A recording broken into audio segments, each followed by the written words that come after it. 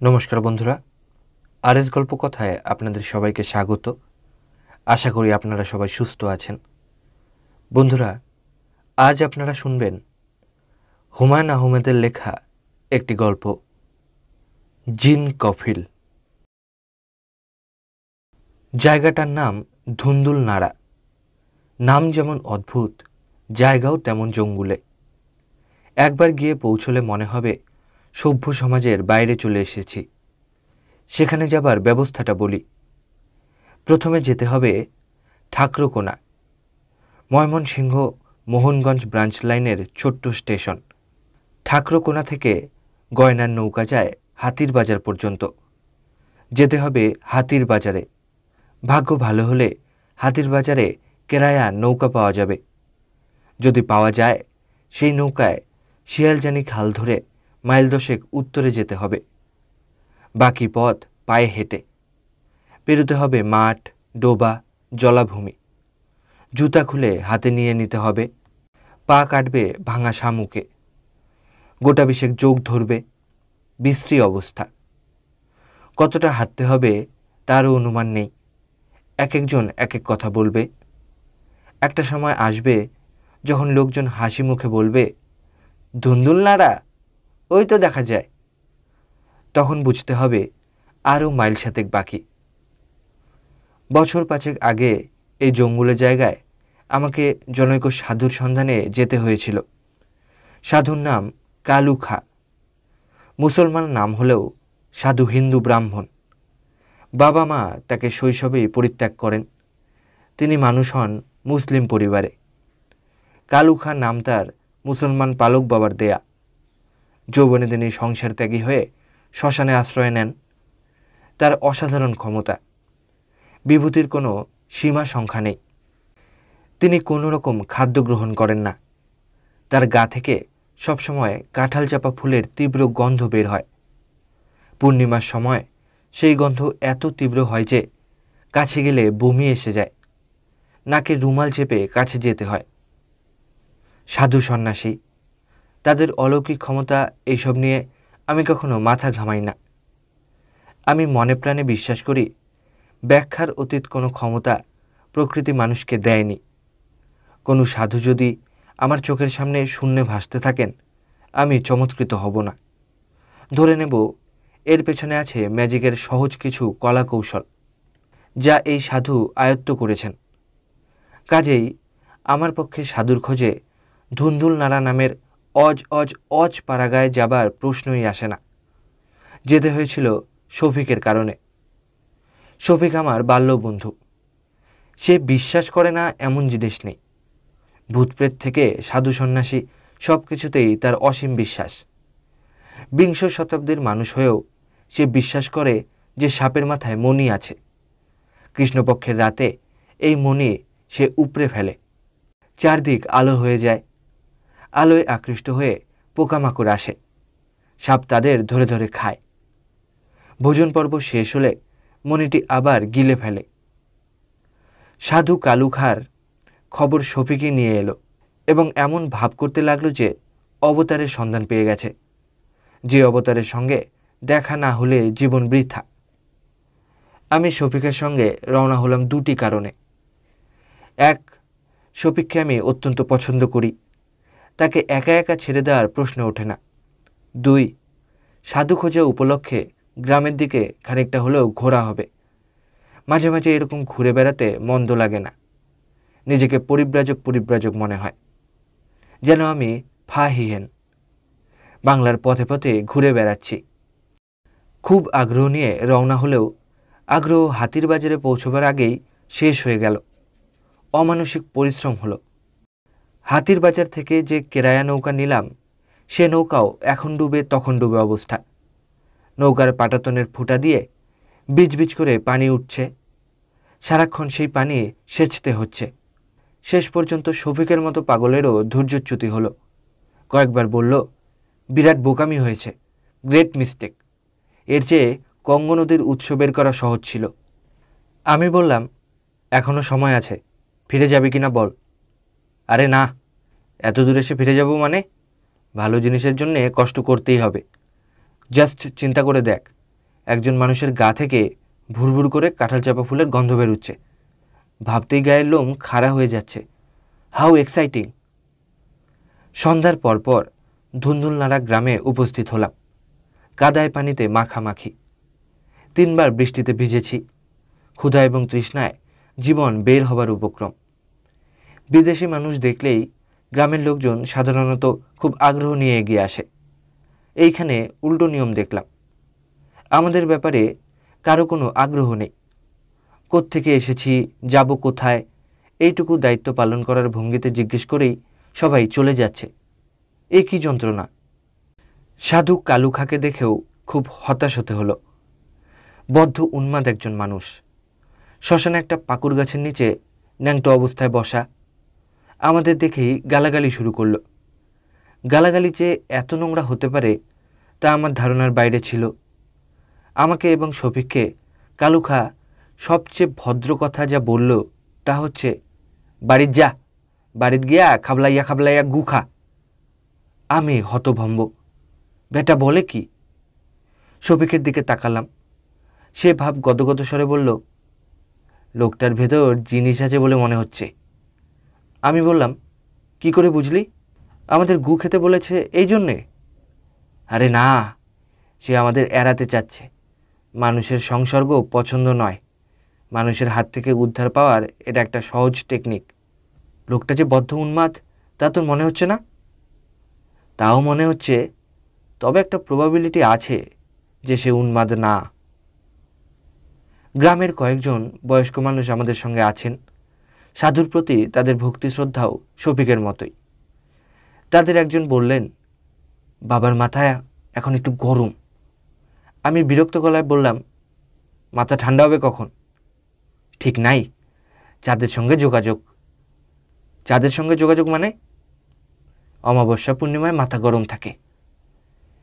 এই ব্যাপারেও মতভেদ দেখা গেল।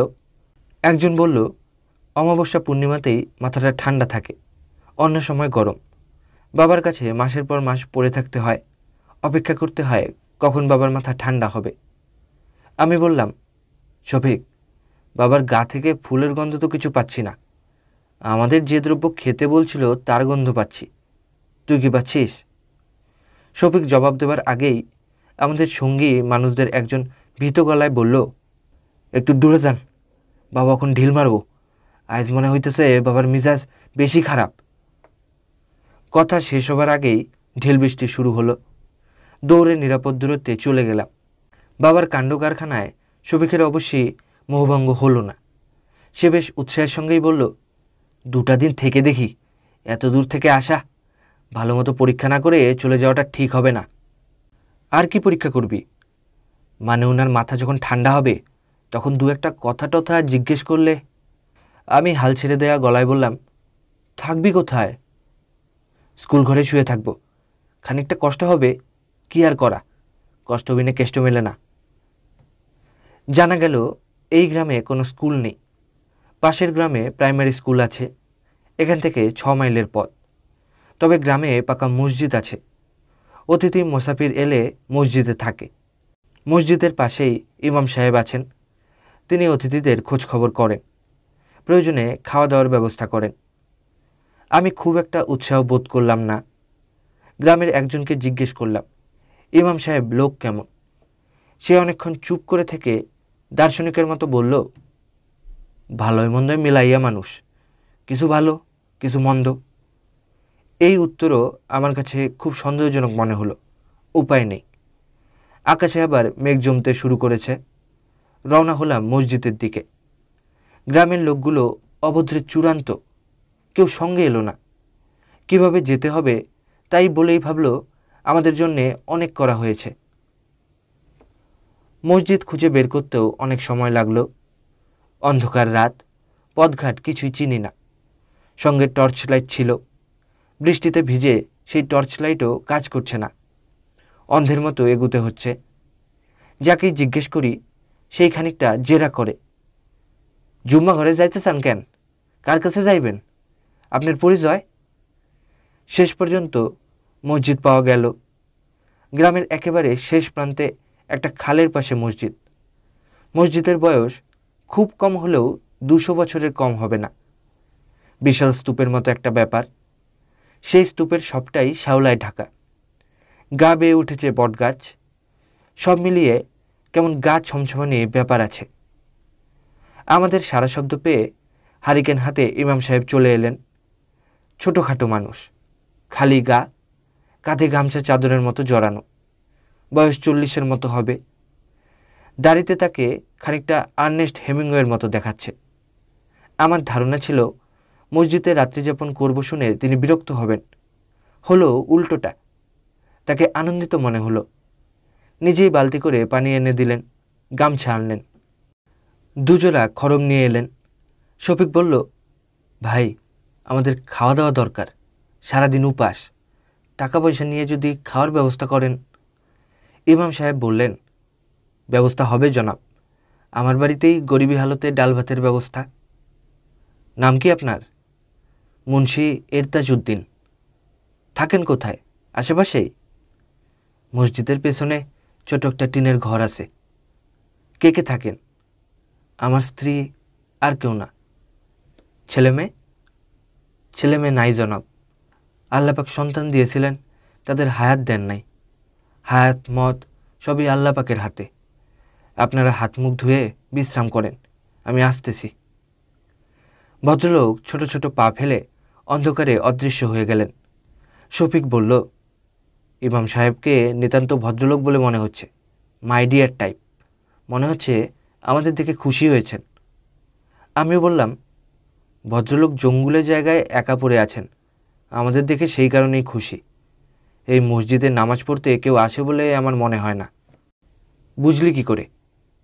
লোকজনের যাতায়াত থাকলে পায়ে চলার পথ থাকতো, পথ দেখলাম না। শফিক হাসতে হাসতে বলল, মিসির আলির সঙ্গে থেকে থেকে তোর অবজারভেশন পাওয়ার বেড়েছে বলে মনে হয়। কিছুটা তো বেড়েছেই। ইমাম সাহেব আমাদের বসিয়ে রেখে যে চলে গেলেন, কি নিয়ে ফিরবেন জানিস? কি নিয়ে? 2 হাতে 2টা কাটা ডাব নিয়ে। এই তোর অনুমান? আমি হাসি মুখে বললাম, মিসির আলি থাকলে এই অনুমানই করতেন। অনুমানের ভিত্তি হচ্ছে গ্রামে প্রচুর ডাব গাছ, অতিথিদের ডাব দেয়া সনাতন রীতি। লজিক তো ভালোই মনে হচ্ছে। আমার লজিক ভুল প্রমাণ করে মুন্সি এরতাজউদ্দিন ট্রে হাতে উপস্থিত হলেন। ট্রেতে 2 কাপ চা, 1 বাটি তেল মরিচ মাখা মুড়ি। এই অতি পাড়াগা জায়গায় অভাবনীয় ব্যাপার তো বটেই। মফস্বলের চা অতিরিক্ত গরম, অতিরিক্ত মিষ্টি এবং অতিরিক্ত কড়া হয়। তবু চা হচ্ছে চা। 24 ঘন্টা পর প্রথম চায়ে চুমুক দিলাম, মনটা ভালো হয়ে গেল। চমৎকার চা। বিস্মিত হয়ে বললাম, চা কে বানিয়েছে? আপনার স্ত্রী? ইমাম সাহেব লাজুক মুখে বললেন, জি, তার চায়ের অভ্যাস আছে। শহরের মেয়ে। আমার শ্বশুর সাহেব হচ্ছেন নেত্রকোনার বিশিষ্ট মুক্তার মুমতাজ উদ্দিন। নাম শুনেছেন বোধহয়। আমরা এমন ভঙ্গি করলাম যে নামটা আমাদের কাছে অপরিচিত নয়, আগে অনেকবার শুনেছি। ইমাম সাহেব বললেন, আমি চা খাই না, আমার স্ত্রীর চায়ের অভ্যাস আছে।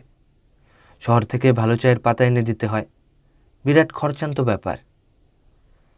আপনি কি ইমামতি ছাড়া আর কিছু করেন? জি না, সামান্য জমি জমা আছে, আধি দেই। আমার শ্বশুর সাহেব তার মেয়ের নামে নেত্রকোনা শহরে একটা ফার্মেসি দিয়েছেন, সানরাইজ ফার্মেসি। তার আয় মাসে মাসে আসে। রিজিকের মালিক আল্লাহ পাক, তার ইচ্ছায় চলে যায়। ভালো চলে বলেই তো মনে হচ্ছে। জি জনাব, ভালোই চলে। সংসার ছোট, ছেলেপুলে নাই। এশার নামাজের সময় হয়ে গিয়েছিল। ইমাম সাহেব আজান দিয়ে নামাজ পড়তে গেলেন। কোনো দ্বিতীয় ব্যক্তিকে নামাজে আসতে দেখলাম না। ইমাম সাহেবকে জিজ্ঞেস করে জানলাম, লোক এমনিতেই হতো না, 2 বছর ধরে একেবারেই হচ্ছে না। শুধু জুম্বাবারে কিছু মুসল্লিরা আসেন। লোকজন না হওয়ার কারণও বিচিত্র। মসজিদ সম্পর্কে গুজব রটে গেছে এখানে জিন থাকে। নাপাক অবস্থায় নামাজ পড়লে জিন তার সঙ্গে বাড়িতে গিয়ে উপস্থিত হয়, নানান ধরনের যন্ত্রণা করে। আমি বিস্মিত হয়ে বললাম, জিন কি সত্যি সত্যি আছে? অবশ্যই আছে। আল্লাপাক কোরআন মসজিদে বলেছেন, একটা সূরা আছে, সূরা জিন। সেই কথা জিজ্ঞেস করছি না, জানতে চাচ্ছি জিনকে বিরক্ত করে এটা সত্যি কি না? জি জনাব, সত্য। তবে লোকজন জিনের ভয়ে মসজিদে আসে না এটা ঠিক না। আসলে সাপের ভয়ে আসে না। সাপের ভয়ে আসে না? কি বলছেন আপনি? একবার নামাজের মাঝখানে সাপ বের হয়ে গেল, দাঁড়ার সাপ। অবশ্য কাউকে কামড়ায় নাই, বাস্তু সাপ কামড়ায় না, মাঝে মধ্যে ভয় দেখায়। শফিক আঁতকে উঠে বলল, মাই গড, যখন তখন সাপ বের হলে এখানে থাকবো কিভাবে? ভয়ের কিছু নাই, কার্বলিক অ্যাসিড ছড়ায় দিব। কার্বলিক অ্যাসিড আছে? জি, নেত্রকোনার ফার্মেসি থেকে 3 বোতল নিয়ে আসছি। আমার স্ত্রীরও খুব সাপের ভয়, এই অঞ্চলে সাপ খুব একটু বেশি। মসজিদের সামনে উঁচু চাতাল মতো জায়গায় বসে আছি, সাপের ভয়ে খানিকটা আতঙ্কগ্রস্ত।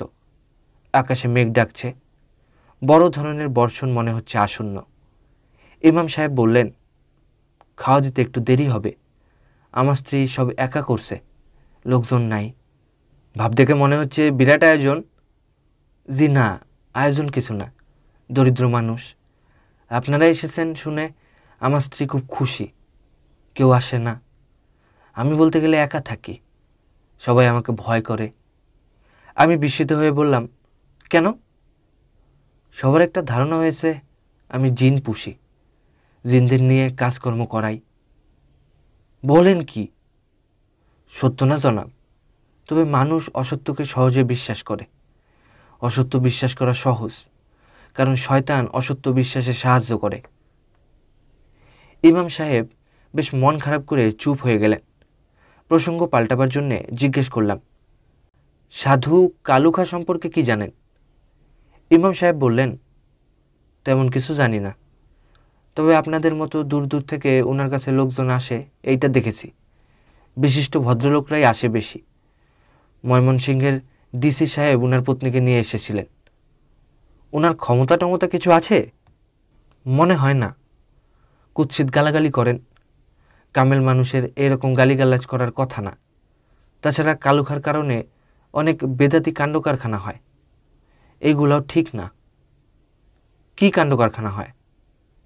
উনি নগ্ন থাকেন, এই জন্য অনেকের ধারণা নগ্ন অবস্থায় তার কাছে গেলে তার মেজাজ ঠিক থাকে। অনেকেই নগ্ন অবস্থায় যান। সে কি? উনি পাগল মানুষ। সমস্যার কারণে যারা তার কাছে আসেন তারাও এক অর্থে পাগল। পাগল মানুষের কাজকর্ম তো এই রকমই হয়। সমস্যা হলে তার পরিত্রাণের জন্য আল্লাহ পাকের দরবারে কান্নাকাটি করতে হয়। মানুষ তা করে না, সাধু সন্ন্যাসী পীর ফকির খোঁজে। ইমাম সাহেবের কথাবার্তায় আমি অবাক হলাম। পরিষ্কার চিন্তাভাবনা। গ্রাম্য মসজিদের ইমামের কাছ থেকে এমন যুক্তি নির্ভর কথা আশা করা যায় না। লোকটির প্রতি আমার এক ধরনের শ্রদ্ধাবোধ তৈরি হলো। তাছাড়া ভদ্রলোকের আচার আচরণেও সহজ সারল্য আছে, যে সারল্যের দেখা সচরাচর পাওয়া যায় না। রাত 9টার দিকে ইমাম সাহেব বললেন, চলেন যাই, খানা বোধহয় এর মধ্যে তৈরি হয়েছে। ডাল ভাতের বেশি কিছু না, নিজ গুণে ক্ষমা করে 4টা মুখে দিবেন। ইমাম সাহেবের বাড়িটা ছোট্ট টিনের 2 কামরার বাড়ি, এক চিলতে উঠোন, বাড়ির চারদিকে দরমার বেড়া। আমাদের ঘরে নিয়ে বসানো হলো, মেঝেতে শতরঞ্জি বিছানো, থালা বাসন সাজানো। আমরা সঙ্গে সঙ্গে খেতে বসে গেলাম। খাবারের আয়োজন অল্প হলেও ভালো। সবজি, ছোট মাছের তরকারি, ডাল এবং টক জাতীয় একটা খাবার। ইমাম সাহেব আমাদের সঙ্গে বসলেন না, খাবার পরিবেশন করতে লাগলেন। খাবারের শেষ পর্যায়ে আমাদের অবাক করে দিয়ে ইমাম সাহেবের স্ত্রী ঘরে ঢুকলেন এবং শিশুর মতো কৌতূহলী চোখে আমাদের দিকে তাকিয়ে রইলেন। ব্যাপারটা এত আচমকা ঘটল যে আমি বেশ হকচকিয়ে গেলাম। অজপাড়া গায়ে এটা অভাবনীয়। কঠিন পর্দা প্রথাই আশা করেছিলাম। আমি খানিকটা সংকুচিত হয়েই রইলাম। ইমাম সাহেবকেও দেখলাম খুব অপ্রস্তুত বোধ করছেন। শফিক মেয়েটির দিকে তাকিয়ে বলল, আপনি কেমন আছেন? ইমাম সাহেবের স্ত্রী সঙ্গে সঙ্গে বললেন, ভালো নাই। আমার সঙ্গে একটা জিন থাকে, জিনটার নাম কফিল। কফিল আমারে খুব ত্যক্ত করে। শফিক হতভম্ব হয়ে বলল, আপনি কি বললেন বুঝলাম না। মেয়েটি যন্ত্রের মতো বলল, আমার সঙ্গে একটা জিন থাকে, জিনটার নাম কফিল। কফিল আমারে বড় যন্ত্রণা করে। শফিক অবাক হয়ে তাকালো আমার দিকে। আমি নিজেও বিস্মিত। ব্যাপার কি কিছু বুঝতে পারছি না। ইমাম সাহেব স্ত্রীর দিকে তাকিয়ে বললেন, লতিফা, তুমি একটু ভিতরে যাও। ভদ্রমহিলা তীক্ষ্ণ গলায় বললেন, কেন? ভিতরে কেন? থাকলে কি অসুবিধা? ওনাদের সঙ্গে কিছু কথা বলবো, তুমি না থাকলে ভালো হয়। সব কথা মেয়ে ছেলেদের শোনা উচিত না। লতিফা তীব্র চোখে স্বামীর দিকে তাকিয়ে রইল। খাওয়া বন্ধ করে আমরা হাত গুটিয়ে বসে রইলাম। এই কি সমস্যা? লতিফা মেয়েটি রূপবতী, শুধু রূপবতী নয়, চোখে পড়ার মতো রূপবতী। হালকা পাতলা শরীর, ধবধবে ফর্সা গায়ের রং, লম্বাটে স্নিগ্ধ মুখ। বয়সও খুব কম মনে হচ্ছে, দেখাচ্ছে 18-19 বছরের তরুণীর মতো। এত কম বয়স তার নিশ্চয় নয়। যার স্বামীর বয়স 40-এর কাছাকাছি, তার বয়স 18-19 হতে পারে না। আরও একটি লক্ষ্য করার মতো ব্যাপার হলো, মেয়েটি সাজগোজ করেছে, চুল বেঁধেছে, চোখে কাজল দিয়েছে, কপালে লাল রঙের টিপ। গ্রামের মেয়েরা কপালে টিপ দেয় বলেও জানতাম না। ইমাম সাহেব আবার বললেন, লতিফা, ভিতরে যাও। মেয়েটি উঠে চলে গেল। ইমাম সাহেব গলা স্বর নিচু করে বললেন, লতিফার মাথা পুরোপুরি ঠিক না। ওর 2টা সন্তান নষ্ট হয়েছে, তারপর থেকে এরকম। তার ব্যবহারে আপনারা কিছু মনে করবেন না। আমি তার হয়ে আপনাদের কাছে ক্ষমা চাই, কিছু মনে করবেন না, আল্লাহর দোয়াই। আমি বললাম, কিছুই মনে করিনি। তাছাড়া মনে করার মতো কিছু তো উনি করেননি। ইমাম সাহেব ক্লান্ত গলায় বললেন, জিনের কারণে এরকম করে। জিনটা তার সঙ্গে সঙ্গে আসে, মাঝে মাঝে মাসখানিকের জন্যে চলে যায়, তখন ভালো থাকে। গত 1 মাস ধরে তার সাথে আসে। আপনি এসব বিশ্বাস করেন? বিশ্বাস করব না কেন? বিশ্বাস না করার তো কিছু নাই। বাতাস আমরা চোখে দেখি না, কিন্তু বাতাস বিশ্বাস করি, কারণ বাতাসের নানান আলামত দেখি। সেই রকম জিন কফিলেরও নানান আলামত দেখি। কি দেখেন? জিন যখন সঙ্গে থাকে তখন লতিফা খুব সাজগোজ করে, কথায় কথায় হাসে, কথায় কথায় কাঁদে। জিন তার আবার ব্যবস্থা করেননি? করেছি, লাভ হয় নাই। কপিল খুব শক্ত জিন, দীর্ঘদিন লতিফার সঙ্গে আছে। প্রথম সন্তান যখন গর্ভে আসলো তখন থেকেই কপিল আছে। জিন চায় কি? ইমাম সাহেব মাথা নিচু করে বসে রইলেন। তাকে দেখে মনে হচ্ছে তিনি কোনো কারণে খুব কষ্ট পাচ্ছেন। আমার মনে ক্ষীণ সন্দেহ হলো, জিন বোধহয় লতিফা মেয়েটিকে স্ত্রী হিসেবে চায়। 20 শতাব্দীতে এই ধরনের চিন্তা মাথায় আসছে দেখে আমি নিজের উপরও বিরক্ত হলাম। ইমাম সাহেব বললেন, এই জিনটা আমার 2টা বাচ্চা মেরে ফেলেছে, আবার যদি বাচ্চা হয় তারেও মারবে। বড় মনকষ্টে আছি জনাব। দিনরাত আল্লাহ পাকেরে ডাকি, আমি গুনাহগার মানুষ, আল্লাহ পাক আমার কথা শুনেন না। আপনার স্ত্রীকে কোনো ডাক্তার দেখিয়েছেন? ডাক্তার কি করবে? ডাক্তারের কোনো বিষয় না, জিনের ওষুধ ডাক্তারের কাছে নাই। তবু একবার দেখালে হতো না? আমার শ্বশুর সাহেব দেখিয়েছিলেন। একবার লতিফাকে বাপের বাড়িতে রেখে এসেছিলাম। শ্বশুর সাহেব তারে ঢাকা নিয়ে গেলেন, চিকিৎসা করলেন, লাভ হলো না। বারান্দা থেকে গুনগুন শব্দ আসছে। উৎকণ্ঠ হয়ে রইলাম। খুবই মিষ্টি গলায় টেনে টেনে গান হচ্ছে, যার কথাগুলোর বেশিরভাগই অস্পষ্ট। মাঝে মাঝে 2-1টা লাইন বোঝা যায়, যার কোনো অর্থ নেই। যেমন, এতে না দেহে না দেহে না এতে না। ইমাম সাহেব উঁচু গলায় বললেন, লতিফা, চুপ করো বললাম।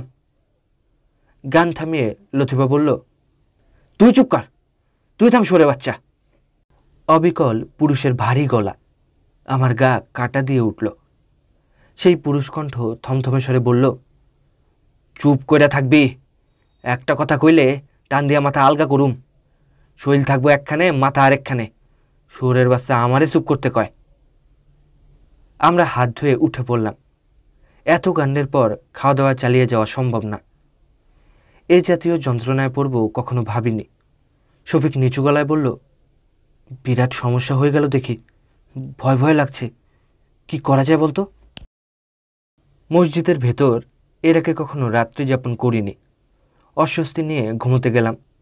কেমন যেন দম বন্ধ লাগছে। মসজিদের একটা মাত্র দরজা, সেটি পিছন দিকে, ভেতরে গুমোট ভাব। ইমাম সাহেব যত্নের চূড়ান্ত করেছেন। স্ত্রীর অস্বাভাবিক আচরণজনিত লজ্জা হয়তোবা ঢাকার চেষ্টা করছেন। আমাদের দুজনের জন্যে দুটা শীতল পাটির চারপাশে কার্বলিক অ্যাসিড ছড়ানো হয়েছে। তার চেয়েও বড় কথা, দুটা মশারি খাটানো হয়েছে। ইমাম সাহেব বললেন, ভয়ের কিছু নাই, হারিকেন জ্বালানো থাকবে, আলোতে সাপ আসে না, দরজা বন্ধ, সাপ ঢোকারও পথ নাই। আমি খুব যে ভরসা পাচ্ছি তা না, চৌকি এনে ঘুমোতে পারলে হতো। মসজিদের ভেতর চৌকি পেতে শোয়া ভাবাই যায় না। শফিকের হচ্ছে ইচ্ছা ঘুম। শোয়া মাত্র নাক ডাকতে শুরু করেছে। বাইরে ঝিরঝির করে বৃষ্টি হচ্ছে, ঠান্ডা হাওয়া দিচ্ছে। মসজিদের ভেতর আগরবাতির গন্ধ, যে গন্ধ সবসময় মৃত্যুকে মনে করিয়ে দেয়। সব মিলিয়ে গা ছমছমানো ব্যাপার। আমি ইমাম সাহেবকে বললাম, আপনি চলে যান, আপনি এখানে বসে আছেন কেন? আপনার স্ত্রী একা, তার শরীরও ভালো না।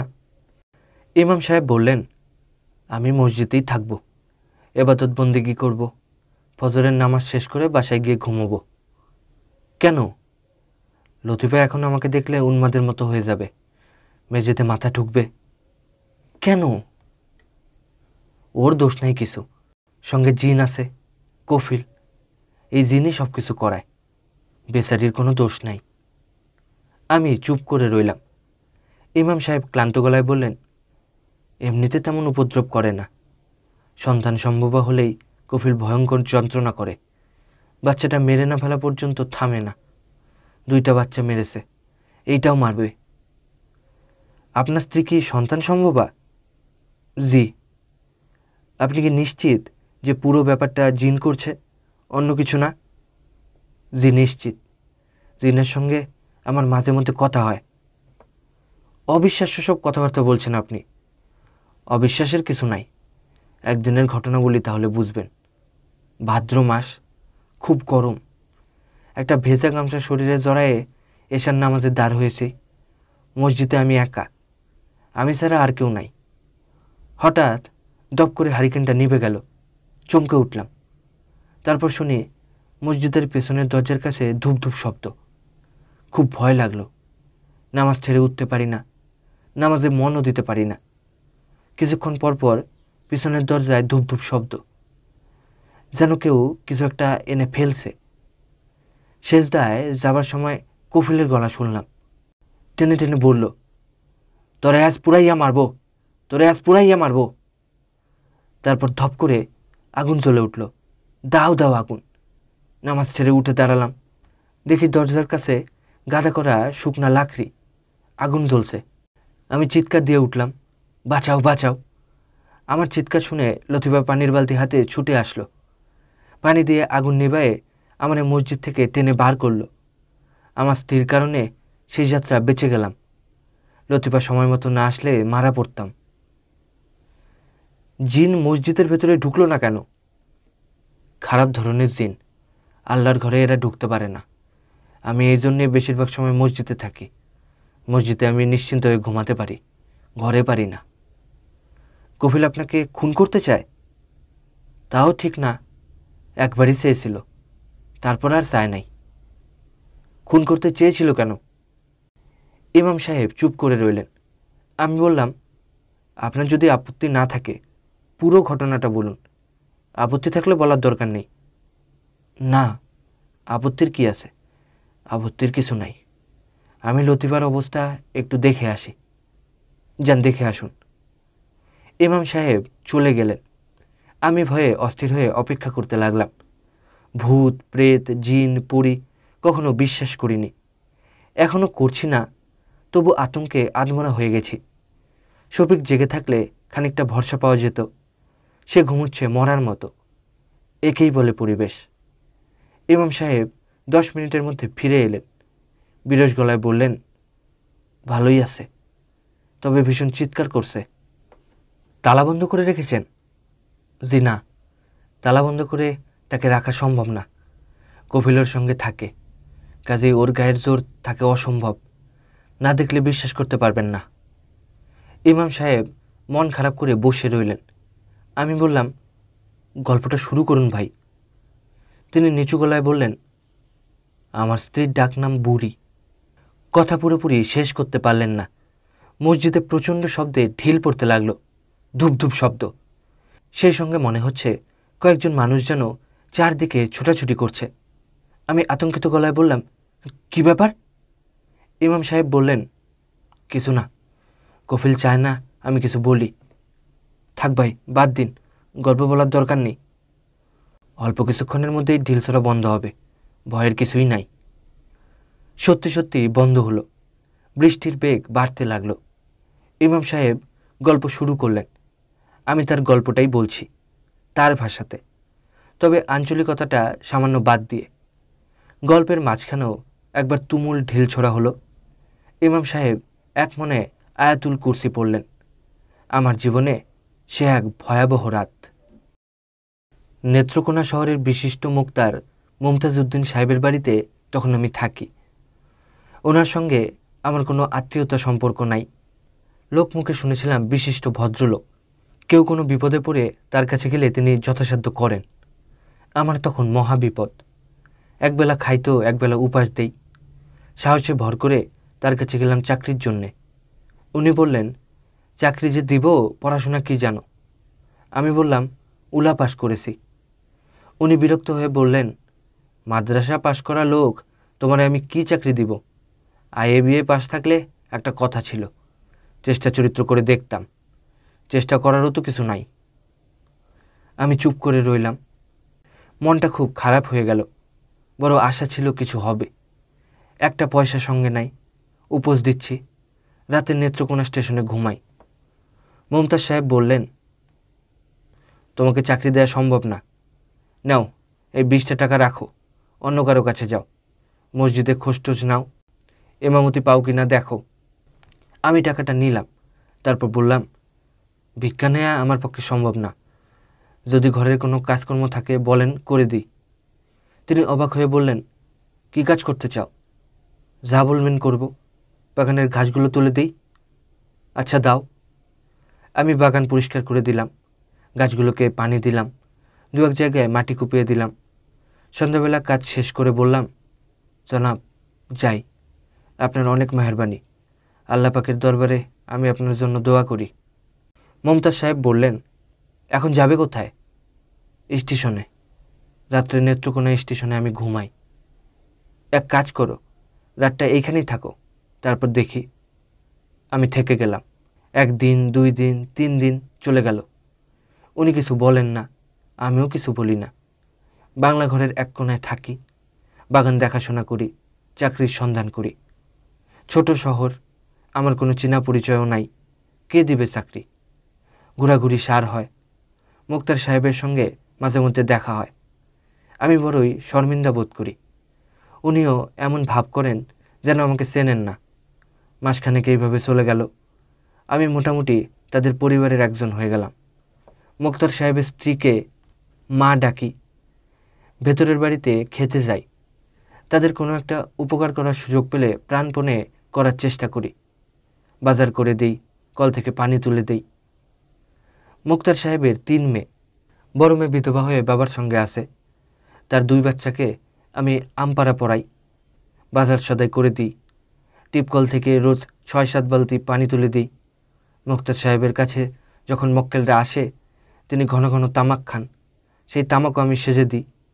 চাকর বাকরের কাজ আমি আনন্দের সঙ্গেই করি। মাঝে মাঝে মনটা খুবই খারাপ হয়। দরজা বন্ধ করে এক মনে কোরআন শরীফ পড়ি। আল্লাহ পাককে ডেকে বলি, হে আল্লাহ, আমার একটা উপায় করে দাও। কতদিন আর মানুষের বাড়িতে অন্নদাস হয়ে থাকব? আল্লাহ পাক মুখ তুলে তাকালেন। সিদ্দিকুর রহমান সাহেব বলে এক ব্যবসায়ী, বলতে গেলে সেদে আমাকে চাকরি দিয়ে দিলেন। চালের আড়তে হিসাবপত্র রাখা, মাসিক বেতন 500 টাকা। মুক্তার সাহেবকে সালাম করে খবরটা দিলাম। উনি খুবই খুশি হলেন। বললেন, তোমাকে অনেক দিন ধরে দেখতেছি, তুমি সৎ স্বভাবের মানুষ, ঠিকমতো কাজ করো, তোমার আয় উন্নতি হবে। আর রাতে তুমি আমার বাড়িতেই থাকো, তোমার কোনো অসুবিধা নেই, খাওয়া দাওয়াও এখানেই করবে। তোমাকে আমি ঘরের ছেলের মতোই দেখি। আনন্দে মনটা ভরে গেল, চোখে পানি এসে গেল। আমি মুক্তার সাহেবের কথা মতো তার বাড়িতেই থাকতে লাগলাম। ইচ্ছা করলে চালের আড়তে থাকতে পারতাম, মন টানল না।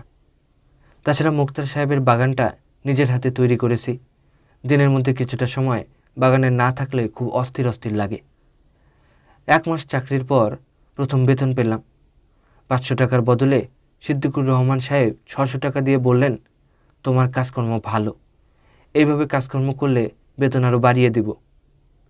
আমার মনে বড় আনন্দ হলো। আমি তখন একটা কাজ করলাম, পাগলামিও বলতে পারেন। বেতনের সব টাকা খরচ করে মুক্তার সাহেবের স্ত্রী এবং তার 3 মেয়ের জন্য 3টা শাড়ি কিনে ফেললাম। টাঙ্গাইলের সুতি শাড়ি। মুক্তার সাহেবের জন্য একটা খদ্দরের চাদর। মুক্তার সাহেবের স্ত্রী বললেন, তোমার কি মাথাটা খারাপ? এটা তুমি কি করলা? বেতনের প্রথম টাকা তুমি তোমার আত্মীয় স্বজনের জন্য জিনিস কিনবা, বাড়িতে টাকা পাঠাইবা। আমি বললাম, মা, আমার আত্মীয় স্বজন কেউ নাই, আপনারাই আমার আত্মীয় স্বজন। তিনি খুবই অবাক হয়ে বললেন, কই, কোনোদিন তো কিছু বলো নাই। আপনি জিজ্ঞেস করেন নাই, এজন্যে বলি নাই। আমার বাবা মা খুব ছোটোবেলায় মারা গেছেন। আমি মানুষ হয়েছি এতিমখানায়। এতিমখানা থেকেই উলাপাস করেছি। উনি আমার কথায় মনে খুব কষ্ট পেলেন। ওনার মনটা ছিল পানির মতো, সবসময় টলটল করে। উনি বললেন, কিছু মনে নিও না, আমার আগেই জিজ্ঞেস করা উচিত ছিল। তুমি আমারে মা ডাকো, আর আমি তোমার সম্পর্কে কিছুই জানি না। এটা খুবই অন্যায় কথা, আমার খুব অন্যায় হয়েছে। তিনি তার 3 মেয়েরে ডেকে বললেন, তোমরা এর আজ থেকে নিজের ভাইয়ের মতো দেখবা, মনে করবা তোমরা এক ভাই, তার সামনে পর্দা করার দরকার নাই। এর মধ্যে একটা বিশেষ জরুরি কথা বলতে ভুলে গেছি, মুক্তার সাহেবের ছোট মেয়ে লতিফার কথা। এই মেয়েটা পুরীর মতো সুন্দর, একটু পাগল ধরনের, নিজের মনে কথা বলে, নিজের মনে হাসে, যখন তখন বাংলা ঘরে চলে আসে, আমার সঙ্গে 2-1টা টুকটাক কথাও বলে, অদ্ভুত সব কথা। একদিন এসে বলল, এই যে মৌলানা সাহেব, একটা কথা জিজ্ঞেস করতে আসছি। আচ্ছা বলেন তো, শয়তান পুরুষ না মেয়ে ছেলে? আমি বললাম, শয়তান পুরুষ। লতিফা বলল, আল্লাহ মেয়ে শয়তান তৈরি করেন নাই কেন? আমি বললাম, তা তো জানি না, আল্লাহ পাকের ইচ্ছার খবর কেমনে জানবো? আমি অতি তুচ্ছ মানুষ। কিন্তু শয়তান যে পুরুষ তা আপনি জানেন? জানি। আপনি ভুল জানেন, শয়তান পুরুষও না, স্ত্রীও না, শয়তান আলাদা এক জাত। আমি মেয়েটার বুদ্ধি দেখে খুবই অবাক হই। এই রকম সে প্রায়ই করে। একদিনের কথা, ছুটির দিন, দুপুরবেলা, বাংলা ঘরে আমি ঘুমাচ্ছি। হঠাৎ ঘুম ভেঙে গেল। অবাক হয়ে দেখি লতিফা আমার ঘরে। আমি ধর্মর করে উঠে বসলাম। লতিফা বলল, আপনার একটা ধাঁধা জিজ্ঞেস করতে আসছি। আচ্ছা বলেন তো, হেন কোনো গাছ আছে এ ধরায়, স্থলে জলে কবু তাহা নাহি জন্মায়? আমি ধাঁধার জবাব না দিয়ে বললাম, তুমি কখন আসছো? লতিফা বলল, অনেকক্ষণ হয়েছে আসছি। আপনি ঘুমাইতেছিলেন, আপনারা জাগাই নাই। এখন বলেন, দাদার উত্তর দেন। হেন কোনো গাছ আছে এ ধরায়, স্থলে জলে কবু তাহা নাহি জন্মায়? আমি বললাম, এইটার উত্তর জানা নাই। উত্তর খুব সোজা, উত্তর হইল পরগাছা। আচ্ছা আরেকটা ধরি, বলেন দেখি। পাকলে খেতে চায় না, কাঁচা খেতে চায়, এ কেমন ফল বলো তো আমায়? মেয়েটার কাণ্ড কারখানায় আমার ভয় ভয় লাগতে লাগলো। কেন সে এরকম করে? কেন বারবার আমার ঘরে আসে? লোকের চোখে পড়লে নানান কথা রটবে। মেয়ে যত সুন্দর, তারে নিয়ে রটনাও তত বেশি। লতিফা আমার বিছানায় বসতে বসতে বলল, কই, বলেন এটার উত্তর কি? পাকলে খেতে চায় না, কাঁচা খেতে চায়, এ কেমন ফল বলো তো আমায়? বলতে পারলেন না? এটা হলো শশা। পাকা শশা কেউ খায় না, সবাই কাঁচা শশা চায়। আচ্ছা আপনার বুদ্ধি এত কম কেন? একটাও পারেন না? আপনি একটা ধাঁধা ধরেন, আমি সঙ্গে সঙ্গে বলে দেব। আমি ধাঁধা জানি না লতিফা। আপনি কি জানেন? শুধু আল্লাহ আল্লাহ করতে জানেন, আর কিছু জানেন? লতিফা, তুমি এখন ঘরে যাও। ঘরেই তো আছি, এটা ঘর না, এটা কি বাহির? যখন তখন তুমি আমার ঘরে আসো, এটা ঠিক না। ঠিক না কেন? আপনি কি বাঘ না ভাল্লুক? আমি চুপ করে রইলাম। আধা পাগল এই মেয়েকে আমি কি বলবো? এই মেয়ে একদিন নিজে বিপদে পড়বে, আমাকেও বিপদে ফেলবে। লতিফা বলল, আমি যে মাঝে মধ্যে আপনার এখানে আসি সেটা আপনার ভালো লাগে না, ঠিক না? হ্যাঁ ঠিক। ভালো লাগে না কেন? নানান জনের নানান কথা বলতে পারে। কি কথা বলতে পারে? আপনার সঙ্গে আমার ভালোবাসা হয়ে গেছে। চুপ করে আছেন কেন বলেন? তুমি এখন যাও লতিফা। আচ্ছা যাই, কিন্তু আমি আবার আসবো, রাত দুপুরে আসবো, তখন দেখবেন কি বিপদ। কেন এরকম করতেছ লতিফা? লতিফা উঠে দাঁড়াতে দাঁড়াতে বলল, যে ভয় পায় তাকে ভয় দেখাতে আমার ভালো লাগে, এই জন্য এরকম করি। আচ্ছা মৌলানা সাহেব, যাই। আসসালামু আলাইকুম ওয়া রহমাতুল্লাহে ওয়া বরকাতুহু, হি হি হি হি। ভাই, আপনার কাছে সত্য কথা গোপন করব না। সত্য গোপন করা বিরাট অন্যায়। আল্লাহ পাক সত্য গোপনকারীকে পছন্দ করেন না। চাকরি পাওয়ার পরেও আমি মুক্তার সাহেবের বাড়িতে থেকে গেলাম শুধু লতিফার জন্য। তারে দেখার জন্য মনটা ছটফট করত। মনে মনে অপেক্ষা করতাম কোন সময় তাকে এক নজর হলেও দেখব। তার পায়ের শব্দ শুনলেও বুক ধরফর করত। রাত্রে ভালো ঘুম হতো না, শুধু লতিফার কথা ভাবতাম। বলতে খুব শরম লাগছে ভাই সাহেব, তবু বলি, লতিফার চুলের একটা কাঁটা আমি সবসময় আমার সঙ্গে রাখতাম। আমার কাছে মনে হতো এটা চুলের কাঁটা না, 7 রাজার ধন। আমি আল্লাহ পাকের দরবারে কান্নাকাটি করতাম, বলতাম, হে পরওয়ারদিগার, হে গাফরুর রহিম, তুমি আমাকে একই বিপদে ফেললা, তুমি আমারে উদ্ধার করো। আল্লাহ পাক আমাকে উদ্ধার করলেন। লতিফার বিবাহের প্রস্তাব আসলো। ছেলে MBBS ডাক্তার, বাড়ি গৌরীপুর, ভালো বংশ, খানদানি পরিবার। ছেলে নিজে এসে মেয়ে দেখে গেল। মেয়ে তার খুব পছন্দ হলো। পছন্দ না হওয়ার কোনো কারণ নাই। লতিফার মতো রূপবতী মেয়ে সচরাচর দেখা যায় না। ছেলেও দেখতে শুনতে ভালো, শুধু গায়ের রঙটা একটু ময়লা। কথায় বার্তায়ও ছেলে অতি ভদ্র। বিয়ে ঠিকঠাক হয়ে গেল। 12ই শ্রাবণ, শুক্রবার দিবাগত রাত্রে বিবাহ পড়ানো হবে। আমার মনটা বড়ই খারাপ হয়ে গেল। আমি জানি এই মেয়ের সঙ্গে আমার বিবাহের কোনো প্রশ্নই ওঠে না। কোথায় সে আর কোথায় আমি? চাকর শ্রেণীর আশ্রিত একজন মানুষ। জমি জমা নাই, আত্মীয় স্বজন নাই, সহায় সম্বল নাই। তার জন্য আমি কোনোদিন আফসোস করি নাই। আল্লাহ পাক যাকে যা দেন তাই নিয়ে সন্তুষ্ট থাকতে হয়, আমিও ছিলাম। কিন্তু যেদিন লতিফের বিয়ের কথা পাকাপাকি হয়ে গেল, সেদিন কী যে কষ্ট লাগলো বলে আপনাকে বোঝাতে পারবো না। সারা রাত শহরের পথে পথে ঘুরলাম। জীবনে কোনোদিন নামাজ কাজা করি নাই। এই প্রথম এশার নামাজ কাজা করলাম, ফজরের নামাজ কাজা করলাম। এতদিন পরে বলতে লজ্জা লাগছে। আমার প্রায় মাথা খারাপের মতো হয়ে গিয়েছিল। ভোরবেলা মুক্তার সাহেবের বাসায় গেলাম। সবার কাছ থেকে বিদায় নিলাম। এইখানে আর থাকবো না, বাজারে চালের আড়তে থাকবো। মুক্তার সাহেবের স্ত্রী বললেন, এখন যাবে কেন বাবা? মেয়ের বিয়ে ঠিক হয়ে গেছে, কত কাজকর্ম শেষ করে তারপর যাও। আমি মিথ্যা কথা বলি না, প্রথম মিথ্যা বললাম। আমি বললাম, মা, সিদ্দিকুর রহমান সাহেব আমাকে আজই দোকানে গিয়ে উঠতে বলেছেন। উনি আমার মনিব, অন্নদাতা। ওনার কথা না রাখলে অন্যায় হবে। বিয়ের সময় আমি চলে আসব, কাজকর্মের কোনো অসুবিধা হবে না মা। সবার কাছ থেকে বিদায় নিলাম, লতিফার কাছ থেকে বিদায় নিতে পারলাম না। সে যখন সামনে এসে দাঁড়ালো, তখন চোখ তুলে তার দিকে তাকাতে পর্যন্ত পারলাম না। লতিফা বলল, চলে যাচ্ছেন? আমি বললাম, হ্যাঁ। কেন? আমরা কি কোনো দোষ করেছি? ছি, দোষ করবো কেন? আচ্ছা, যাওয়ার আগে এই ধাঁধাটা ভাঙায় দিয়ে যান। বলেন দেখি, ছাই ছাড়া শয় না, লাথি ছাড়া উঠে না, এই জিনিস কি? জানি না লতিফা। এত সহজ জিনিস পারলেন না? এটা হলো কুকুর। আচ্ছা যান, দোষঘাট হলে ক্ষমা করে দিয়েন। আমি আড়তে চলে আসলাম। রাত 8টার দিকে মুক্তা সাহেব লোক পাঠিয়ে আমাকে ডাকিয়ে নিয়ে গেলেন। তিনি শোবার ঘরে চেয়ারে বসেছিলেন। আমাকে সেইখানে নিয়ে যাওয়া হলো। আমি খুবই অবাক হলাম, একটু ভয় করতে লাগলো। তাকিয়ে দেখি মুক্তার সাহেবের স্ত্রী খাটে বসে আছেন, নিঃশব্দে কাঁদছেন। আমি কিছুই বুঝলাম না।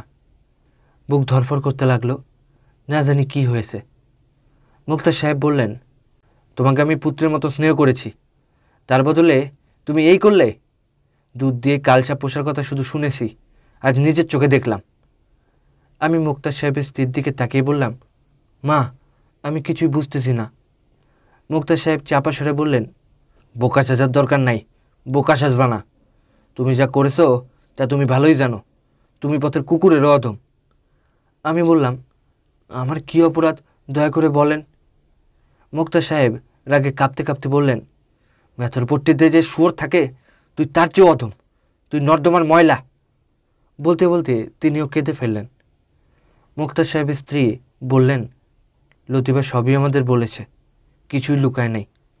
এখন এই অপমান, এই লজ্জার হাত থেকে বাঁচার একমাত্র উপায় লতিফার সঙ্গে তোমার বিবাহ দেয়া। তুমি তাতে রাজি আছো, না মেয়ের সর্বনাশ করে পালানোই তোমার ইচ্ছে? আমি বললাম, মা, আপনি কি বলছেন? আমি কিছুই বুঝতে পারতেছি না। লতিফা কি বলেছে আমি জানি না, তবে আপনারা যা বলবেন আমি তাই করব। আল্লাহ পাক উপরে আছেন, তিনি সব জানেন। আমি কোনো অন্যায় করি নাই, মা। মোক্তার সাহেব চিৎকার করে বললেন, চুপ থাক শুয়োরের বাচ্চা, চুপ থাক। সেই রাতেই কাজীটাকে বিয়ে পড়ানো হলো।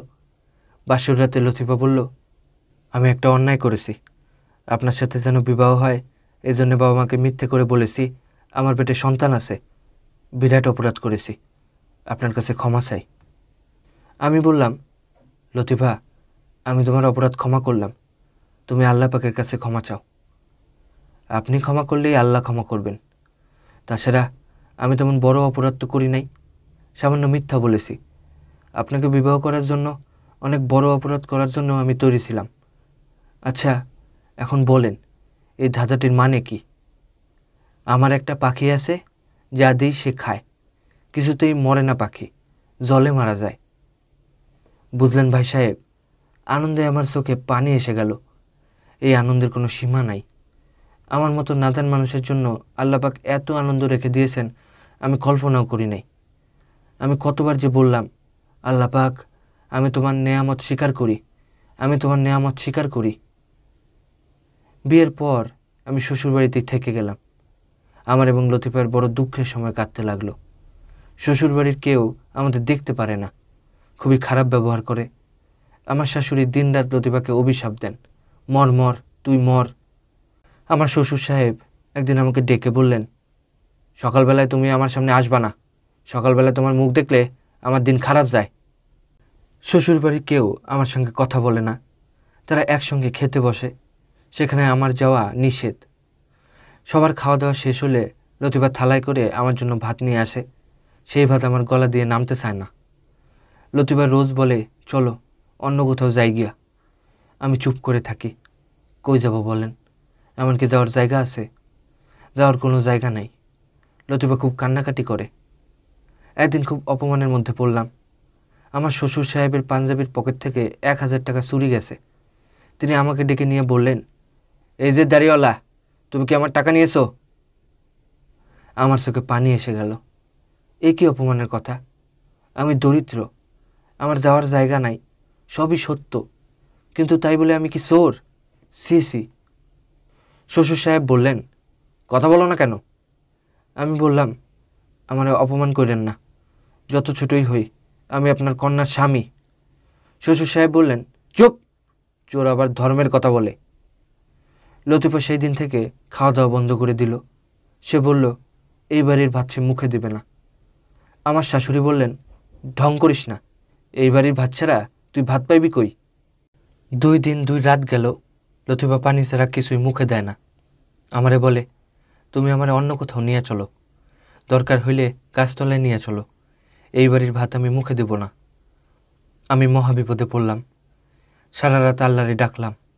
ফজরের নামাজের শেষে আল্লাহ পাকের দরবারে হাত উঠায় বললাম, হে মাবুদ, হে পাক পরওয়ারদিগার, তুমি ছাড়া আমি কার কাছে যাব?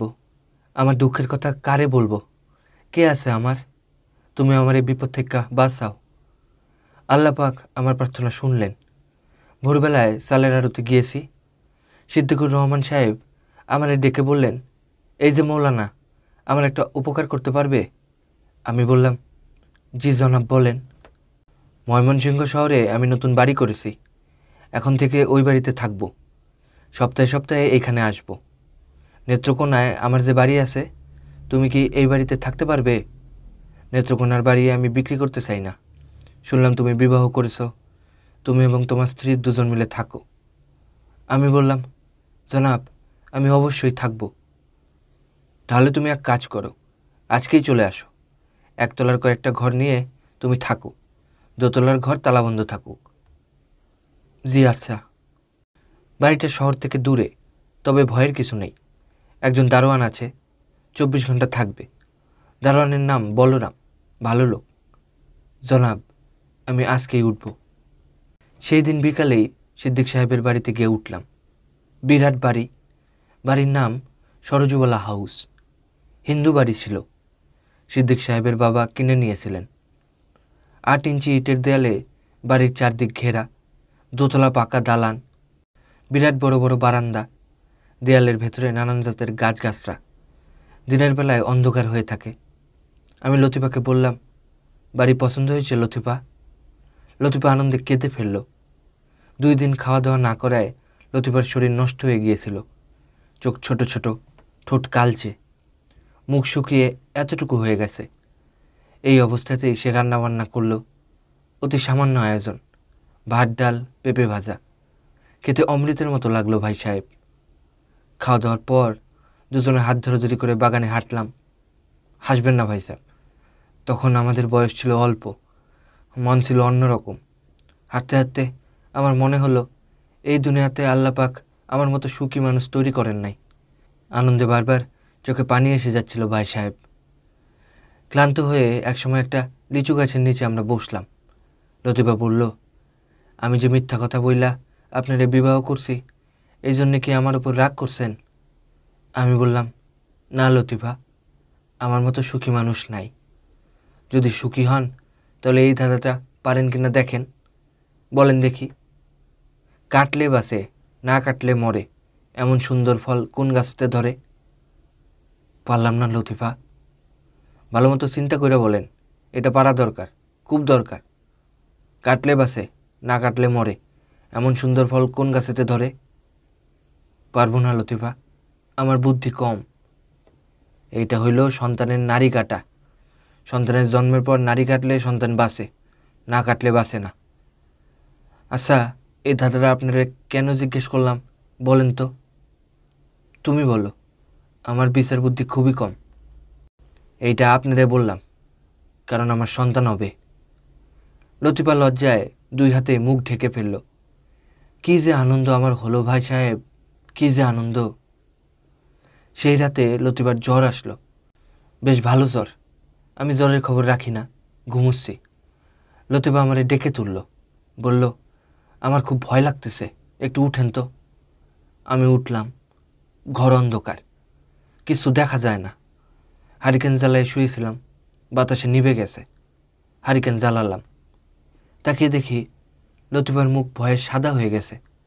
সে ফিসফিস করে বলল, ছাদের বারান্দায় কে যেন হাঁটে। আমি শোনার চেষ্টা করলাম, কিছু শুনলাম না। লতিফা বলল, আমি স্পষ্ট শুনেছি, একবার না অনেকবার শুনেছি, জুতা পায়ে দিয়ে হাঁটে, জুতার শব্দ হয়, হাঁটার শব্দ হয়। বোধহয় দারোয়ান। না, দারোয়ান না, অন্য কেউ। কি করে বুঝলা অন্য কেউ? বললাম না, জুতার শব্দ। দারোয়ান কি জুতা পরে? তুমি থাকো, আমি খোঁজ নিয়ে আসি। না না, এখানে একা থাকলে আমি মরে যাব। আমি লতিফার হাত ধরে বসে রইলাম। এই প্রথম বুঝলাম লতিফার খুব জ্বর। জ্বর আরও বাড়ল, একসময় জ্বর নিয়ে ঘুমায় পড়ল। তখন আমি নিজেই শব্দটা শুনলাম, ঝনঝন শব্দ। জুতার শব্দ না, অন্যরকম শব্দ, ঝনঝন ঝনঝন। এক মনে আয়াতুল কুরসি পড়লাম। 3 বার আয়াতুল কুরসি পড়ে হাততালি দিলে সেই হাততালির শব্দ যতদূর যায় ততদূর কোনো জিন ভূত আসে না। হাততালি দেওয়ার পর ঝনঝন শব্দ কমে গেল, তবে পুরোপুরি গেল না। আমি সারা রাত জেগে কাটালাম। ভোরবেলা সব স্বাভাবিক। রাতে যে এত ভয় পেয়েছিলাম মনেই রইল না। লতিফার গায়েও জ্বর নেই। সে ঘর দুয়ার গুছাতে শুরু করলো। একতলা সর্বদক্ষিণের 2টা ঘর আমরা নিয়েছি, বারান্দা আছে, কাছেই কল ঘর। লতিফার নিজের সংসার ঠিকঠাক করতে ব্যস্ত হয়ে পড়ল। দারোয়ান বলরাম সাহায্য করবার জন্য চলে আসলো। বলরামের বয়স প্রায় 70-এর কাছাকাছি। আদিবাড়ি নেপালে, 10 বছর বয়সে বাংলাদেশে এসেছে, আর ফিরে যায়নি। এখন পুরোপুরি বাঙালি। বাঙালি একটি মেয়েকে বিয়ে করেছিল, সে মেয়ে মরে গেছে। বলরামের এক ছেলে আছে, খুলনার এক ব্যাংকের দারোয়ান। ছেলে বিয়ে শাদী করেছে, বাবার কোনো খোঁজ খবর করে না। বলরামের সঙ্গে অতি অল্প সময়ে লতিফার ভাব। বলরাম লতিফাকে মা ডাকা শুরু করলো। আমি নিশ্চিন্ত হয়ে দোকানে চলে গেলাম। ফিরতে ফিরতে সন্ধ্যা হয়ে গেল।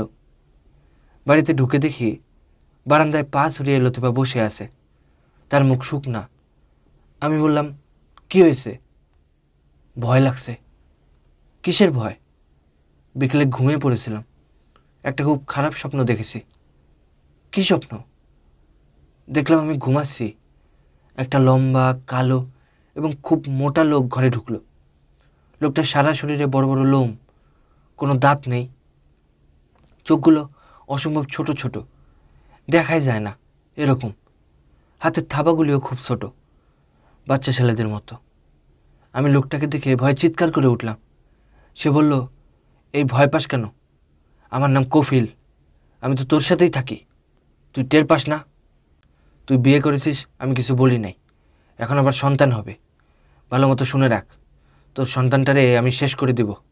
এখনই শেষ করতাম, এখন শেষ করলে তোর ক্ষতি হবে, এই জন্য কিছু করছি না। সন্তান জন্মের 7 দিনের ভিতর আমি তারে শেষ করব। এই বলেই সে আমার ধরতে আসলো। আমি চিৎকার করে জেগে উঠলাম।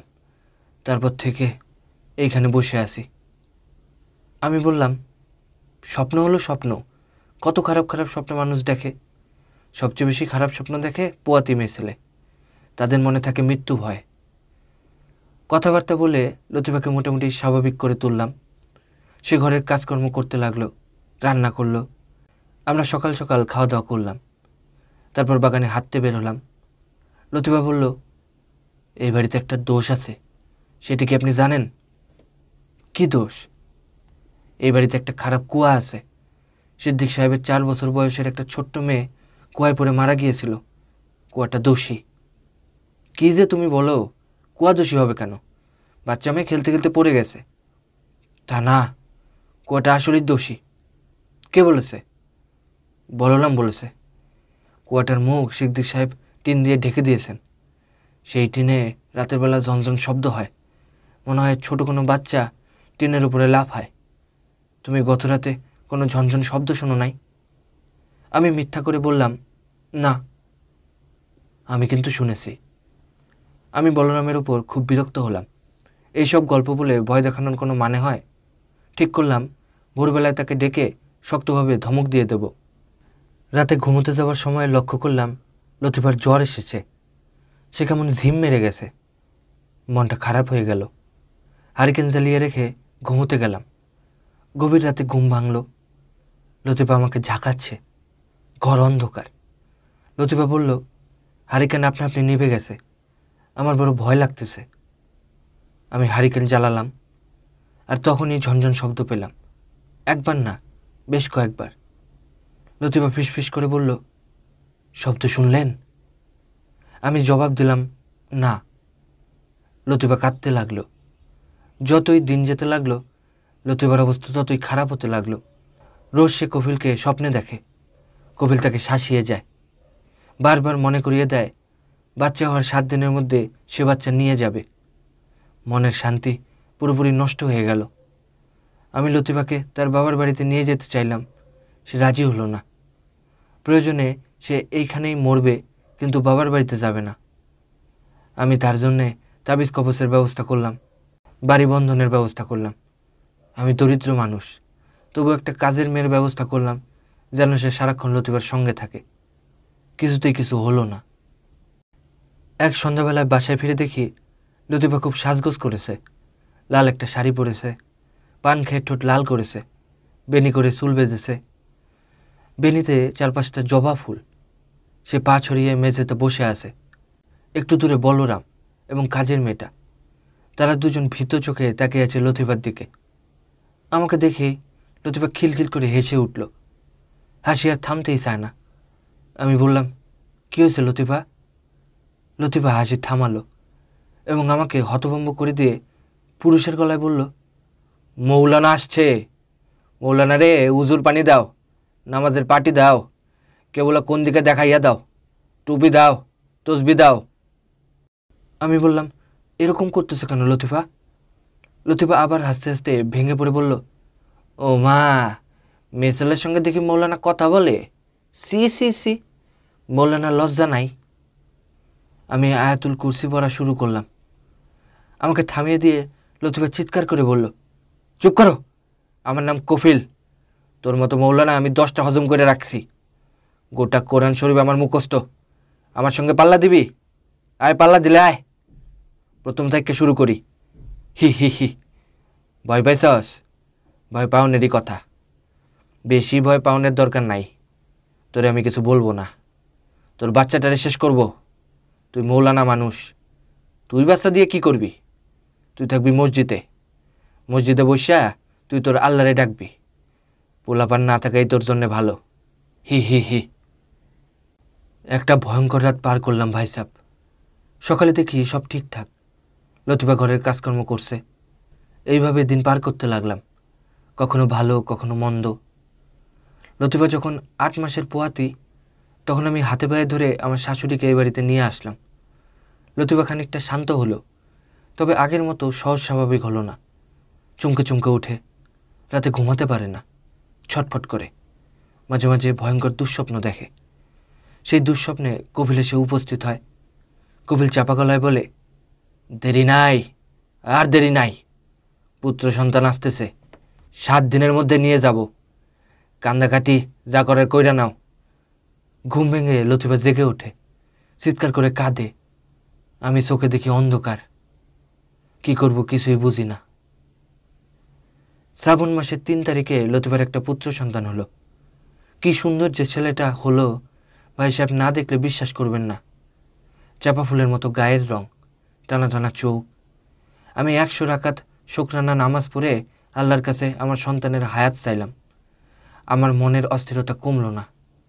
আতুর ঘরের বাইরে একটা বেঞ্চ পেতে রাতে শুয়ে থাকি। আমার স্ত্রীর সঙ্গে থাকেন আমার শাশুড়ি আর আমার স্ত্রীর দূর সম্পর্কের এক খালাতো বোন। পালা করে কেউ না কেউ সারা রাত জেগে থাকি। লতিফার চোখে 1 ফোঁটাও ঘুম নাই। সন্তানের মা সারাক্ষণ বাচ্চা বুকের নিচে আড়াল করে রাখে, 1 মুহূর্তের জন্য চোখের আড়াল করে না। আমার শাশুড়ি যখন বাচ্চা কোলে নেন, তখনও লতিফা বাচ্চাটার গায়ে হাত দিয়ে রাখে, যেন কেউ নিয়ে যেতে না পারে। 6 দিনের দিন কি হলো শুনেন। ঘোর বর্ষা, সারাদিন বৃষ্টি হয়েছে। সন্ধ্যার পর আকাশ ভেঙে বৃষ্টি নামলো। এরকম বর্ষা আমি আমার জীবনে দেখি নাই। লতিফা আমাকে বলল, আজ রাতটা আপনি জাগনা থাকবেন, আমার কেমন জানি লাগতেছে। আমি বললাম, কেমন লাগতেছে? জানি না, একটু পরে পরে শরীর কাঁপতেছে। তুমি নিশ্চিত হইয়া থাকো, আমি সারা রাত জাগনা থাকবো। আপনি একটু বলরামরেও খবর দেন, সেও যেন জাগনা থাকে। আমি বলরামকে খবর দিলাম। লতিফা বাচ্চাটারে বুকের নিচে নিয়া শুয়া আছে। আমি এক মনে আল্লাহ পাকেরে ডাকতেছি। জীবন দেওয়ার মালিক তিনি, জীবন নেওয়ার মালিকও তিনি। রাত তখন কত আমি জানি না ভাই সাহেব। ঘুমায় পড়েছিলাম। লতিফার চিৎকারে ঘুম ভাঙল। সে আসমান ফাটাইয়া চিৎকার করতেছে, আমার বাচ্চা কই গেল, আমার বাচ্চা কই? 2টা হ্যারিকেন জ্বালানো ছিল, 2টাই নিভানো। পুরা বাড়ি অন্ধকার। কাঁপতে কাঁপতে হ্যারিকেন জ্বালালাম, দেখি সত্যি বাচ্চা নাই। আমার শাশুড়ি ফিট হয়ে পড়ে গেলেন। লতিফা ঝড় বৃষ্টির মধ্যে দৌড়ায়ে ঘর থেকে বের হয়ে গেল, ছুটে গেল কুয়ার দিকে। কুয়ার উপর টিন দিয়ে ঢাকা ছিল, তাকায় দেখি টিন সরানো। লতিফা চিৎকার করে বলছে, আমার বাচ্চারে কুয়ার ভিতর ফালাইয়া দিছে, আমার বাচ্চা কুয়ার ভিতরে। লতিফা লাফ দিয়া কুয়াতে নামতে চাইল। আমি তাকে জড়ায় ধরলাম। ইমাম সাহেব চুপ করে গেলেন, কপালের ঘাম মুছলেন। আমি বললাম, বাচ্চাটা কি সত্যি কুয়াতে ছিল? জি। আর দ্বিতীয় বাচ্চা, সেও কি এইভাবে মারা যায়? জি না জনাব, আমার দ্বিতীয় বাচ্চা সন্তান বাড়িতে জন্মগ্রহণ করে। সিদ্দিক সাহেবের ওই বাড়ি তাহলে আপনি ছেড়ে দেন? জি। তাতে অবশ্য লাভ হয় না, কফিলের যন্ত্রণা কমে না।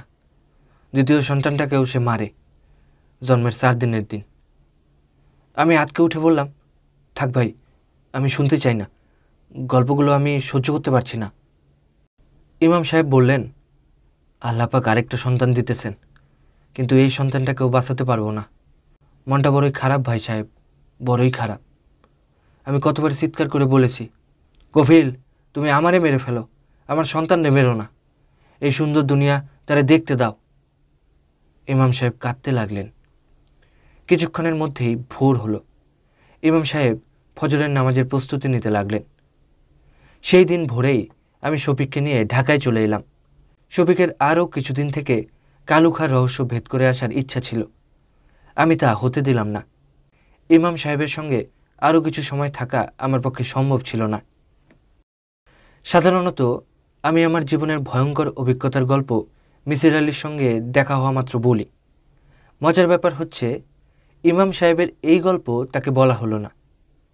ঢাকায় ফেরার 3 দিনের মাথায় তার সঙ্গে আমার দেখা, নানান কথাবার্তা হলো, এটা বাদ পড়ে গেল। 2 মাস পর মিসির আলি আমার বাসায় এলেন। রাতে একসঙ্গে খাওয়া দাওয়া করলাম। তিনি প্রায় 2 ঘন্টা কাটিয়ে বাড়ি চলে গেলেন। ইমাম সাহেবের গল্প বলা হলো না। তিনি চলে যাবার পর মনে হলো ইমাম সাহেবের গল্পটা তো তাকে শোনানো হলো না। আমি আমার মেয়েকে বলে রাখলাম যে এরপরে যদি কখনো মিসির আলি সাহেব আমাদের বাসায় আসেন, সে যেন আমার কানের কাছে ইমাম বলে একটা চিৎকার দেয়। আমার এই মেয়ের স্মৃতিশক্তি বেশ ভালো, সে যে যথাসময়ে ইমাম বলে চিৎকার দেবে সে বিষয়ে আমি নিশ্চিত। হলেও তাই। অনেকদিন পর মিসির আলি সাহেব এসেছেন, তার সঙ্গে গল্প করছি। আমার মেয়ে কানের কাছে এসে বিকট চিৎকার দিল, এমন চিৎকার যে মেজাজ খারাপ হয়ে গেল। মেয়েকে করা ধমক দিলাম। মেয়ে কাঁদো কাঁদো হয়ে বলল, তুমি তো বলেছিলে মিসির চাচু এলে ইমাম বলে চিৎকার করতে।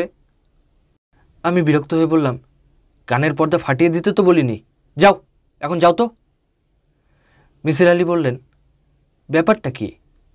আমি বললাম, তেমন কিছু না, আপনাকে একটা অভিজ্ঞতার কথা বলতে চাচ্ছিলাম। একজন ইমাম সাহেবের গল্প।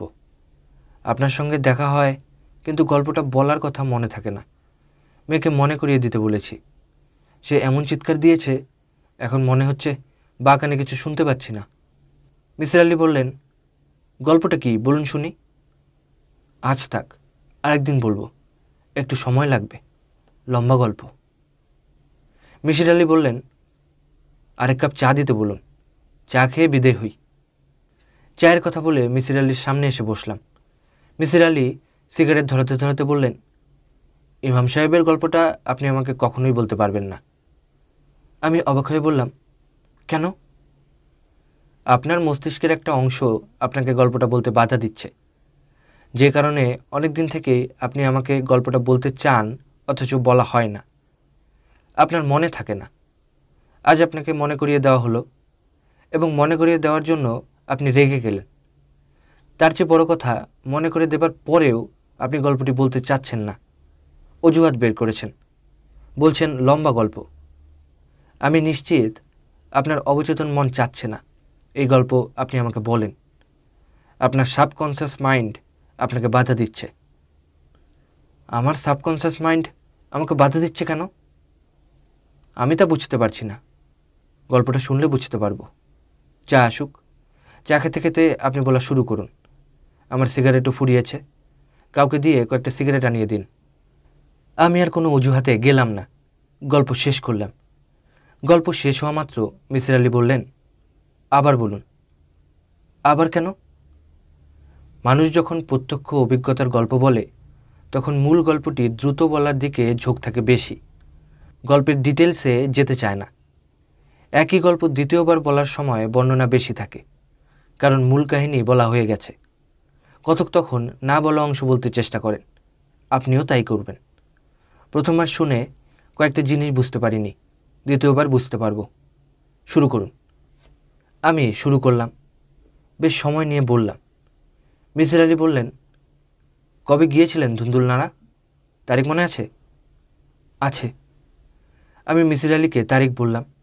তিনি শান্ত গলায় বললেন, আপনার তারিখ অনুযায়ী মেয়েটির বাচ্চা এখন হবে কিংবা হয়ে গেছে। আপনি বলছেন 10 মাস আগের কথা।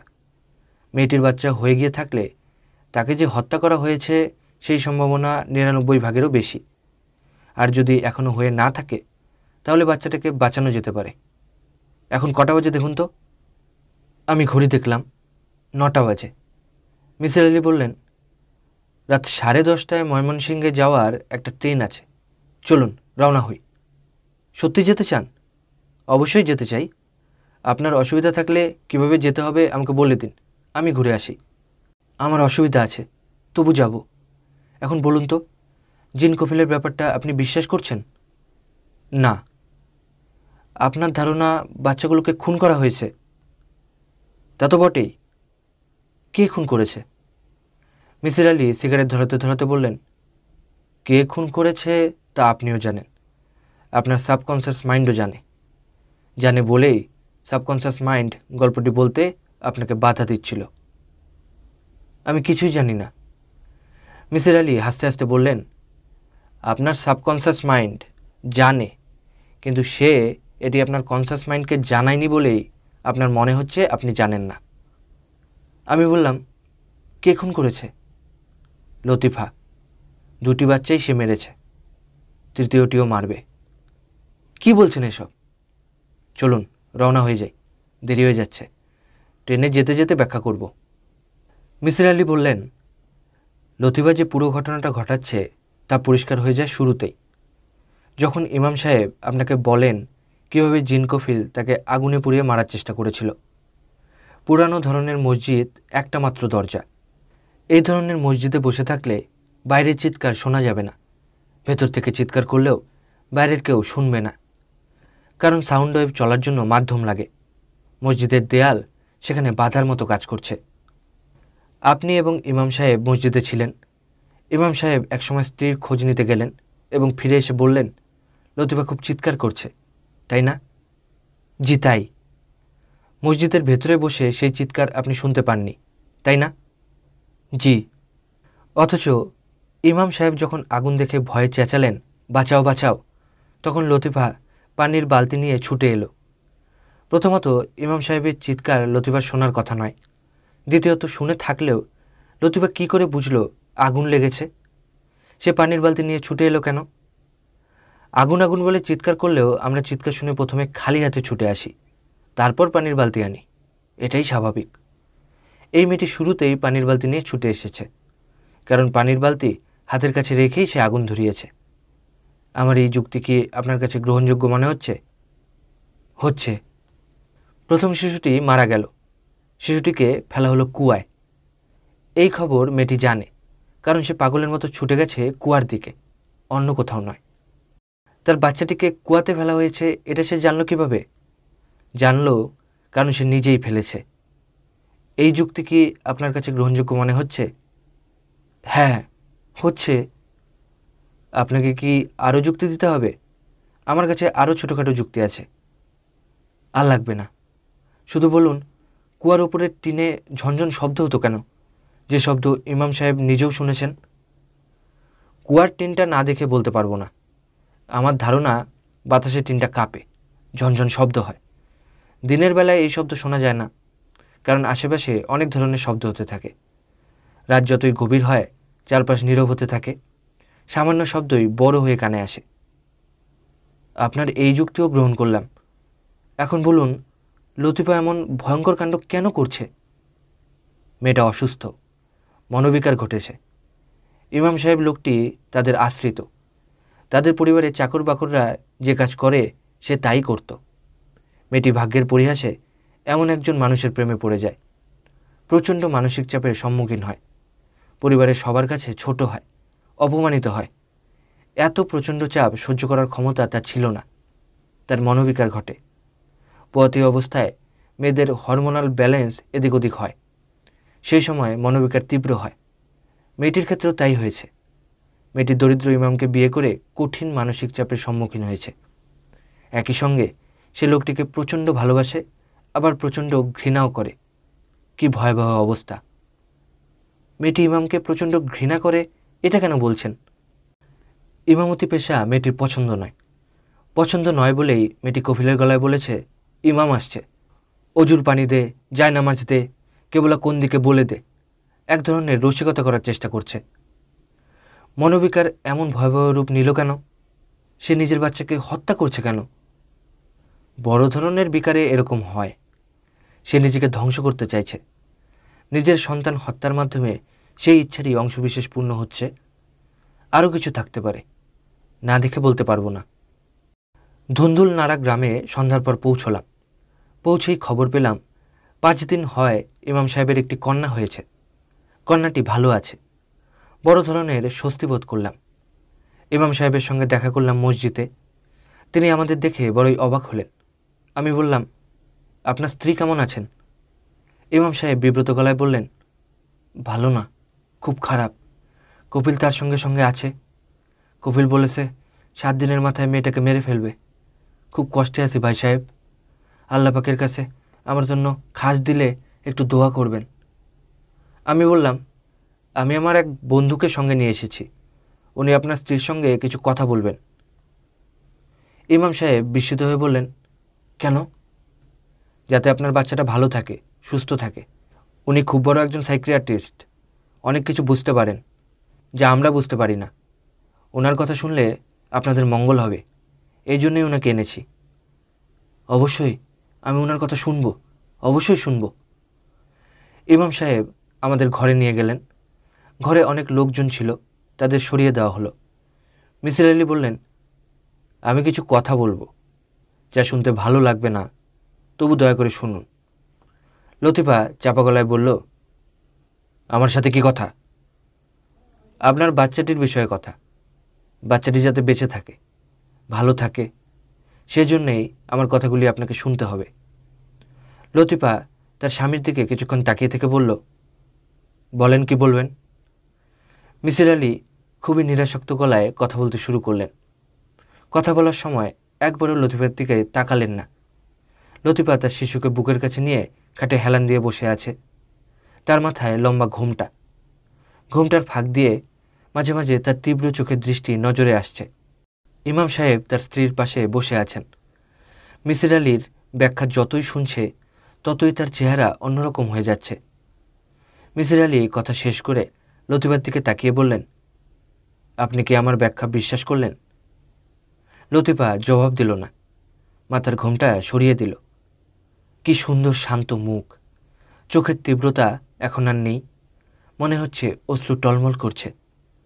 মিসির আলি কঠিন গলায় বললেন, আমার ব্যাখ্যা আপনি বিশ্বাস না করলেও শিশুটির দিকে তাকিয়ে তার মঙ্গলের জন্য শিশুটিকে আপনি অন্যের কাছে দিন। সে যেন কিছুতেই আপনার সঙ্গে না থাকে। আমার যা বলবার বললাম, বাকিটা আপনাদের ব্যাপার। আচ্ছা, আজ তাহলে যাই। আমরা রাতেই রওনা হব, নৌকা ঠিক করা আছে। আমরা বাইরে এসে দাঁড়ালাম। আমি বললাম, মিসির আলি সাহেব, আপনার কি মনে হয় মেয়েটি আপনার কথা বিশ্বাস করেছে? মিসির আলি সিগারেট ধরাতে ধরাতে বললেন, হ্যাঁ করেছে, এবং বিশ্বাস করার কারণেই তার দ্রুত রোগমুক্তি ঘটবে। আমার ধারণা মেয়েটি নিজেও খানিকটা হলেও এই সন্দেহই করছিল। মেয়েটি অসম্ভব বুদ্ধিমতী। চলুন রওনা দেওয়া যাক। এই গ্রামে রাত কাটাতে চাই না। আমি বললাম, ইমাম সাহেবের সঙ্গে কথা বলে যাবেন না? না, আমার কাজ শেষ, বাকিটা ওরা দেখবে। রওনা হবার আগে আগে ইমাম সাহেব ঘর থেকে বের হয়ে এলেন, শিশুটি তার কোলে। তিনি বললেন, লতিফা মেয়েটাকে দিয়ে দিয়েছে, সে খুব কাঁদতেছে, আপনার সঙ্গে কথা বলতে চায়, মেহরবানি করে একটু আসেন। আমরা আবার ঢুকলাম। বিস্মিত হয়ে দেখলাম লতিফা ব্যাকুল হয়ে কাঁদছে। মিসির আলি কোমল গলায় বললেন, আপনি কি কিছু বলবেন? লতিফা কাঁদতে কাঁদতে বলল, আল্লাহ আপনার ভালো করবে, আল্লাহ আপনার ভালো করবে। আপনি কোনো রকম চিন্তা করবেন না, আপনার অসুখ সেরে গেছে, আর কোনো দিন হবে না। লতিফা তার স্বামীর কানে কানে কি যেন বলল। ইমাম সাহেব বিব্রত গলায় বললেন, জনাব কিছু মনে করবেন না, লতিফা আপনারা একটু শুইয়া দেখতে চায়। মিসির আলি হাত বাড়িয়ে দিলেন। লতিফা 2 হাতে সেই হাত জড়িয়ে ধরে শিশুর মতো চিৎকার করে কাঁদতে লাগল। নৌকায় উঠছি। ইমাম সাহেব আমাদের তুলে দিতে এলেন।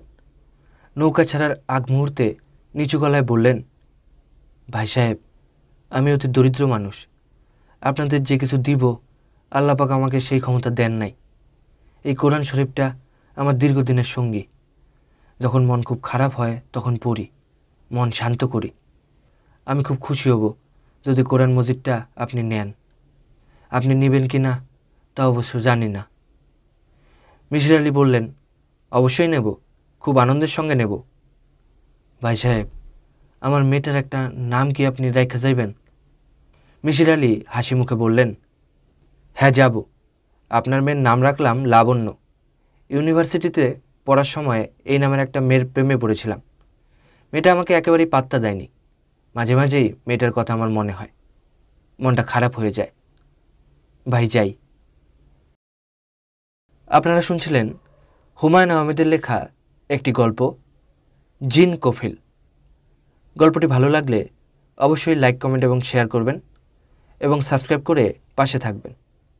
ধন্যবাদ।